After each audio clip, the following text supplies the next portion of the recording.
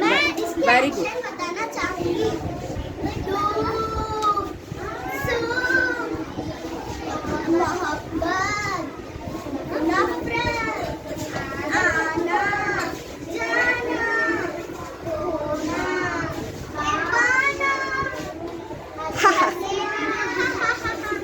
रोना, खुशी। Very good, claps.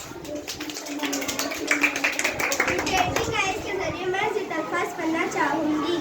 दुख, सुख, मोहब्बत, नफरत,